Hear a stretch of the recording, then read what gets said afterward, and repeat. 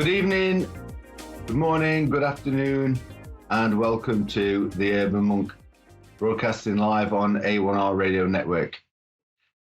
As some of you may remember, I mentioned a few times I was going to talk about narcissism. Narcissism being an issue that many, if not all of us, deal with at some point in our lives.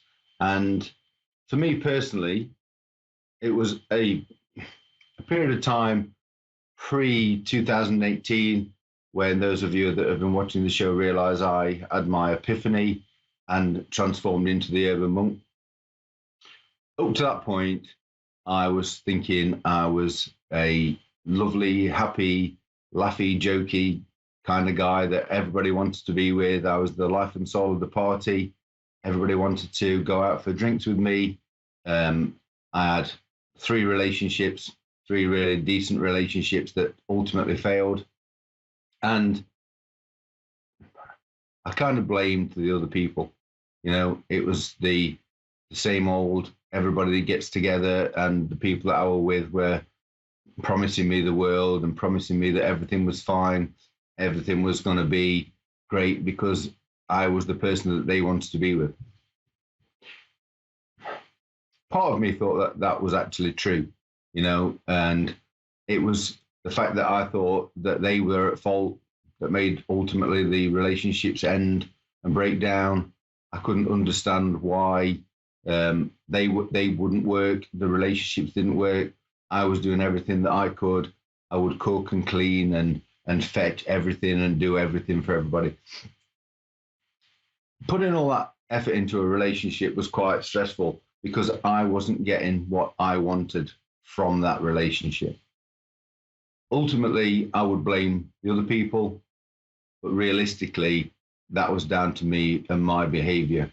My behavior was such that I did those things for the accolades and for the applause and for the thanks and for the understanding that I was the best boyfriend, the best husband, the best father. And realistically, I was only doing that to make myself feel better about myself.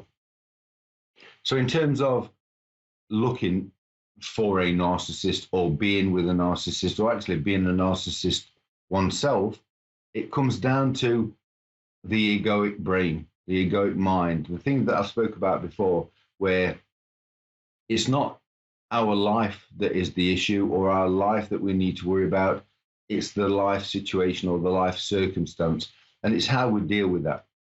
So realistically, I was my life. I was a human being, but I was expecting more from someone else. I was wanting more from another person. This may well have been because of the childhood that I had or the life I'd led. And we have to appreciate that where we are today is as a result of our environment growing up. The fact that we identify with past events and past things that have happened to us, and we look to a future where we don't want those things to happen again or to repeat. We don't want our children to grow up suffering the way we suffered. So we go to the extraordinary lengths of making sure that they do certain things that will make them not grow up the way we've grown up. So whether it was because of my childhood or my upbringing or my environment, I wasn't aware that I was being like that. I was told by people that I was like that, but I wouldn't accept that and acknowledge that. And that's because I was identifying with a past version of me or a past mind-made version of me. That wasn't who I actually was. And so to those of you that are a narcissist or are with a narcissist, it's very important to remember that the actual behavior of that person or yourself isn't actually who you are. The narcissistic behavior, loving someone else, loving them for wanting something in return, being with somebody to make them feel better about yourself through your own behavior isn't really who you are. It's an egoic part of the brain. It's part of the brain we talked about before, which vibrates at a certain level and makes us want to survive. It's the brain reacting in a way that makes us need to survive. We don't need to be like that. And when I had my epiphany, I realized that my behavior was directed by my egoic brain, the part of my brain that was looking for fight or flight. I didn't need to run away and I didn't need to fight. I wanted adulation. I would cook dinner, and all the while I'm cooking that dinner, I would think, this is going to be lovely. She's going to walk in and say, oh my God, this smells beautiful. I can't believe you've done this. You are the best boyfriend, the best husband, the best father. And I would buy trips at upper class. I would always go first class wherever I traveled. Couldn't afford it. Went to the best places in the world. Went to the best restaurants in the world. I couldn't afford it, but I was going under the pretext that this is for that person. I love that person so much that I'm going to make sure they have the best time and enjoy things to the fullest. I rationalized that I was being a really great person looking after that other. In truth, I wanted them to say, oh my God, I can't believe you've paid for this for me. Oh my God, I can't believe that you've treated me like this. Oh my God, I can't believe you are the best human being in the world. That comes from a sense of lack of self-esteem, lack of belief, always being told that I wasn't good enough, always being put down. Statistics show that a child is told the word no 10,000 times before the age of 5. So if that child is being told no all the time, it's going to grow up with doubt, with self-esteem issues, not believing it's worthy, not believing it can do something. And so because I've been brought up that way, and I'm sure many of people tuning in tonight and watching our catch up have been treated exactly the same way, because it's a human condition. It's a human way we treat people. It's the human way we treat things, because our parents treated us like that because they didn't want us to go through what they went through, or because they didn't get what they wanted. So they're going to make sure we don't get it either. And success is about taking responsibility for yourself. And so making sure that we actually tune into the universal energy, become part of consciousness. And we'll talk about this more later as we go on. And obviously, as you can imagine, we haven't got enough time tonight to go through the whole range of narcissism. So it will be a theme running through the Urban Monk shows on A1R Radio Network. It's about acknowledging and not blaming. I blamed everyone else that I was with for not treating me the way they should. I performed in a way that meant I was always looking for that confirmation. You are the best person, when really deep down inside, I clearly wasn't.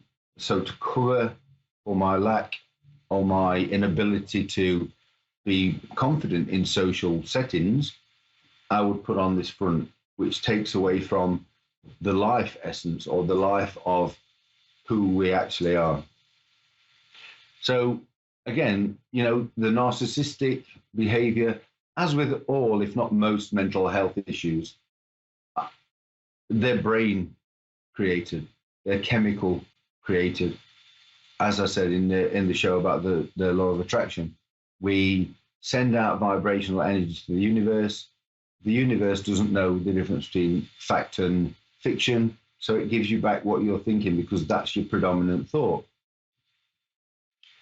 So whilst I'm thinking these things about, the behavior and the front that I want and the accolades that I want, that clearly wasn't me. I wasn't living in the present. I wasn't living in the now. I was clearly putting on a show to try and get applause and praise from someone else.